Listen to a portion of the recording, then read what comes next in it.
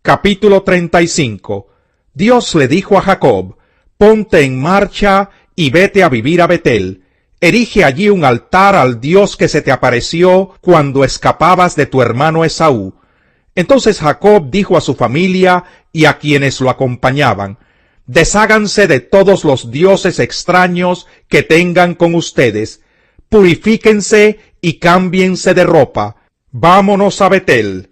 Allí construiré un altar al Dios que me socorrió cuando estaba yo en peligro y que me ha acompañado en mi camino.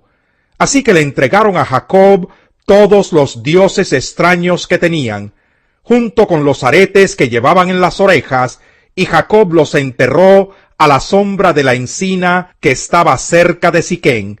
Cuando partieron, nadie persiguió a la familia de Jacob, porque un terror divino se apoderó de las ciudades vecinas. Fue así como Jacob y quienes lo acompañaban llegaron a Luz, es decir, Betel, en la tierra de Canaán. Erigió un altar y llamó a ese lugar el Betel, porque allí se le había revelado Dios cuando escapaba de su hermano Esaú. Por esos días murió Débora, la nodriza de Rebeca, y la sepultaron a la sombra de la encina que se encuentra cerca de Betel. Por eso Jacob llamó a ese lugar Elón Bacut. Cuando Jacob regresó de Padán Aram, Dios se le apareció otra vez y lo bendijo con estas palabras: tu nombre es Jacob, pero ya no te llamarás así. De aquí en adelante te llamarás Israel. Y en efecto, ese fue el nombre que le puso. Luego Dios añadió: yo soy el Dios Todopoderoso. Sé fecundo y multiplícate. De ti nacerá una nación y una comunidad de naciones, y habrá reyes entre tus vástagos. La tierra que les di a Abraham y a Isaac, te la doy a ti y también a tus descendientes. Y Dios se alejó del lugar donde había hablado con Jacob. Jacob erigió una estela de piedra en el lugar donde Dios le había hablado, vertió sobre ella una libación y la ungió con aceite, y al lugar donde Dios le había hablado lo llamó Betel. Después partieron de Betel. Cuando todavía estaban lejos de Efrata, Raquel dio a luz, pero tuvo un parto muy difícil. En el momento más difícil del parto, la partera le dijo: no temas, estás por tener otro varón. No obstante, ella se estaba muriendo, y en sus últimos suspiros alcanzó a llamar a su hijo Benoní, pero Jacob, su padre, le puso por nombre Benjamín. Así murió Raquel, y la sepultaron en el camino que va hacia Efrata, que es Belén. Sobre la tumba Jacob erigió una estela, que hasta el día de hoy señala el lugar donde Raquel fue sepultada. Israel siguió su camino y acampó más allá de Migdal-edar. Mientras vivía en esa región, Rubén fue y se acostó con Bilhá, la concubina de su padre. Cuando Israel se enteró de esto, se enojó muchísimo. Jacob tuvo 12 hijos. Los hijos de Lea fueron Rubén, que era el primogénito de Jacob, Simeón, Leví, Judá, Isaacar y Zabulón. Los hijos de Raquel fueron José y Benjamín. Los hijos de Bilhá, la esclava de Raquel, fueron Dan y Neftalí.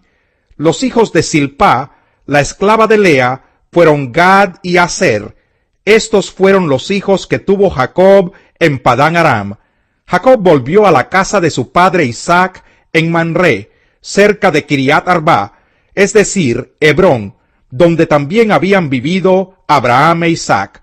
Isaac tenía 180 años cuando se reunió con sus antepasados. Era ya muy anciano cuando murió, y lo sepultaron sus hijos Esaú y Jacob. Capítulo 36. Estos son los descendientes de Esaú, o sea, Edom. Esaú se casó con mujeres cananeas, con Ada, hija de Elón elitita, con Aholibama, hija de Aná y nieta de Sibeón el heveo, y con Basemat, hija de Ismael y hermana de Nebaiot. Esaú tuvo estos hijos: con Ada tuvo a Elifaz, con Basemat a Reuel, con Aholibama a Jeús, Jalán y Coré. Estos fueron los hijos que tuvo Esaú mientras vivía en la tierra de Canaán.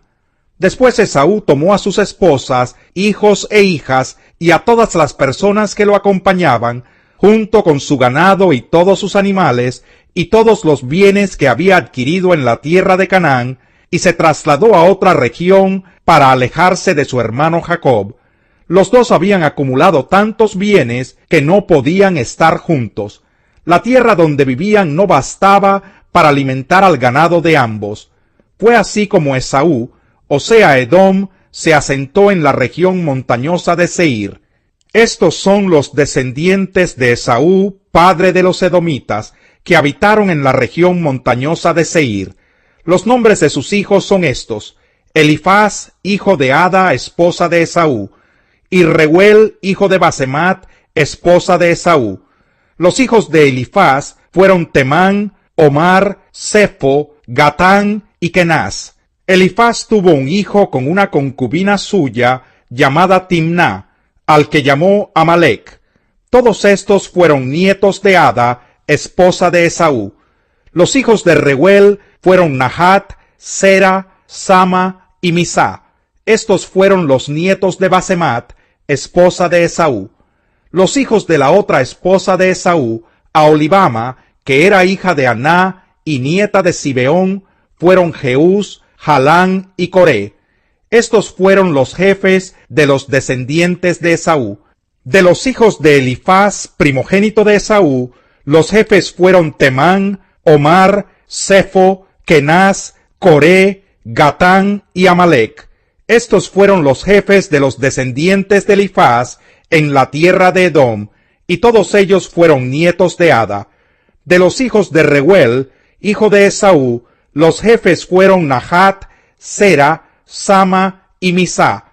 Estos fueron los jefes de los descendientes de Reuel en la tierra de Edom, y todos ellos fueron nietos de Basemat, esposa de Esaú. De los hijos de Aholibama, hija de Aná y esposa de Esaú, los jefes fueron Jeús, Jalán y Coré. Estos fueron descendientes de Esaú, también llamado Edom, y a su vez jefes de sus respectivas tribus. Estos fueron los descendientes de Seir el Horeo, que habitaban en aquella región: Lotán, Sobal, Zibeón, Aná, Disón, Ezer y Disán. Estos descendientes de Seir fueron los jefes de los Horeos en la tierra de Edom. Los hijos de Lotán fueron Orí y Omán. Lotán tenía una hermana llamada Timná. Los hijos de Sobal fueron Albán, Manahat, Ebal, Sefo y Onam. Los hijos de Zibeón fueron Allá y Aná.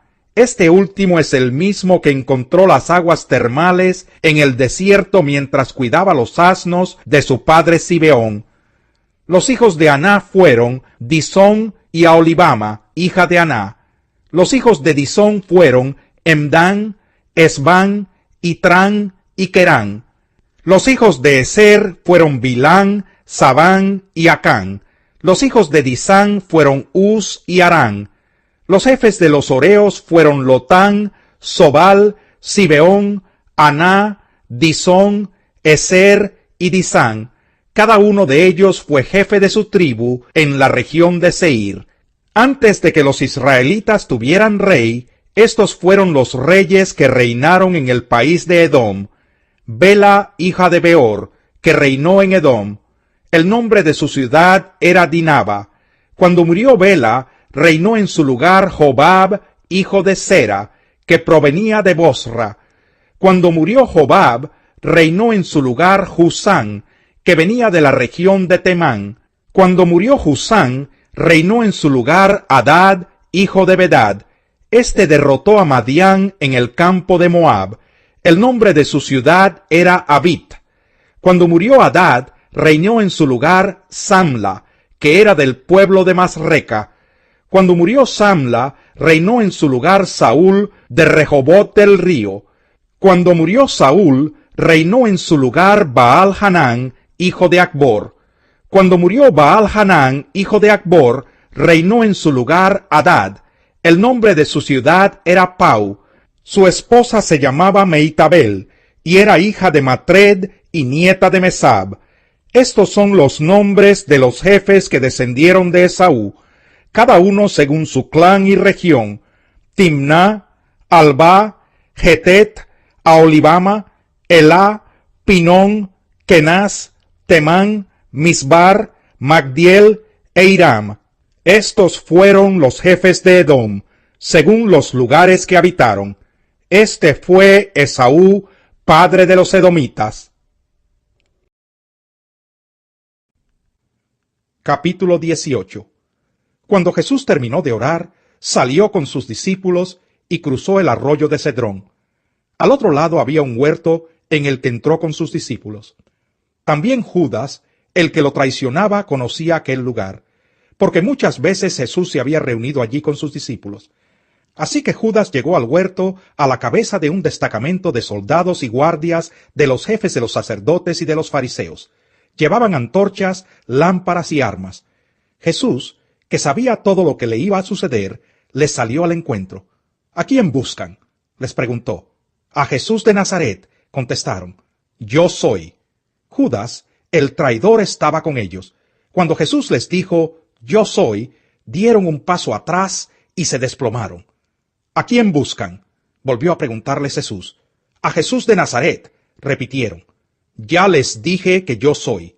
Si es a mí a quien buscan, dejen que éstos se vayan. Esto sucedió para que se cumpliera lo que había dicho. De los que me diste, ninguno se perdió. Y Simón Pedro, que tenía una espada, la desenfundó e hirió al siervo del sumo sacerdote, cortándole la oreja derecha. El siervo se llamaba Malco. Vuelve esa espada a su funda, le ordenó Jesús a Pedro. ¿Acaso no he de beber el trago amargo que el Padre me da a beber? Entonces los soldados, con su comandante y los guardias de los judíos, arrestaron a Jesús. Lo ataron y lo llevaron primeramente a Anás, que era suegro de Caifás, el sumo sacerdote de aquel año. Caifás era el que había aconsejado a los judíos que era preferible que muriera un solo hombre por el pueblo. Simón Pedro y otro discípulo seguían a Jesús. Y como el otro discípulo era conocido del sumo sacerdote, entró en el patio del sumo sacerdote con Jesús. Pedro, en cambio, tuvo que quedarse afuera junto a la puerta. El discípulo conocido del sumo sacerdote volvió entonces a salir, habló con la portera de turno y consiguió que Pedro entrara. ¿No eres tú también uno de los discípulos de ese hombre?, le preguntó la portera. No lo soy, respondió Pedro. Los criados y los guardias estaban de pie alrededor de una fogata que habían hecho para calentarse, pues hacía frío.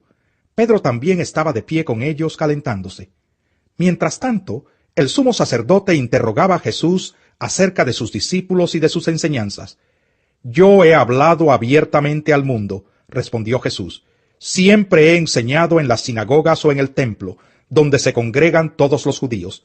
En secreto no he dicho nada. ¿Por qué me interrogas a mí? Interroga a los que me han oído hablar. Ellos deben saber lo que dije. Apenas dijo esto, uno de los guardias que estaba allí cerca le dio una bofetada y le dijo, ¿así contestas al sumo sacerdote? Si he dicho algo malo, replicó Jesús, demuéstramelo. Pero si lo que dije es correcto, ¿por qué me pegas? Entonces Anás lo envió todavía atado a Caifás, el sumo sacerdote. Mientras tanto, Simón Pedro seguía de pie calentándose. ¿No eres tú también uno de sus discípulos?, le preguntaron. No lo soy, dijo Pedro negándolo. ¿Acaso no te vi en el huerto con él?, insistió uno de los siervos del sumo sacerdote, pariente de aquel a quien Pedro le había cortado la oreja. Pedro volvió a negarlo, y en ese instante cantó el gallo. Luego los judíos llevaron a Jesús de la casa de Caifás al palacio del gobernador romano. Como ya amanecía, los judíos no entraron en el palacio, pues de hacerlo se contaminarían ritualmente y no podrían comer la Pascua. Así que Pilato salió a interrogarlos. ¿De qué delito acusan a este hombre? Si no fuera un malhechor, respondieron, no te lo habríamos entregado. Pues llévenselo ustedes y júzguenlo según su propia ley, les dijo Pilato. Nosotros no tenemos ninguna autoridad para ejecutar a nadie, objetaron los judíos. Esto sucedió para que se cumpliera lo que Jesús había dicho, al indicar la clase de muerte que iba a sufrir. Pilato volvió a entrar en el palacio y llamó a Jesús. ¿Eres tú el rey de los judíos?, le preguntó. ¿Eso lo dices tú?, le respondió Jesús, ¿o es que otros te han hablado de mí? ¿Acaso soy judío?, replicó Pilato. Han sido tu propio pueblo y los jefes de los sacerdotes los que te entregaron a mí. ¿Qué has hecho? Mi reino no es de este mundo, contestó Jesús. Si lo fuera, mis propios guardias pelearían para impedir que los judíos me arrestaran. Pero mi reino no es de este mundo. Así que eres rey, le dijo Pilato. Eres tú quien dice que soy rey. Yo para esto nací, y para esto vine al mundo, para dar testimonio de la verdad. Todo el que está de parte de la verdad, escucha mi voz. ¿Y qué es la verdad?, preguntó Pilato. Dicho esto, salió otra vez a ver a los judíos. Yo no encuentro que éste sea culpable de nada, declaró. Pero como ustedes tienen la costumbre de que les suelte a un preso durante la Pascua, ¿quieren que les suelte al rey de los judíos? No, no sueltes a ese, suelta a Barrabás. Volvieron a gritar desaforadamente. Y Barrabás era un bandido.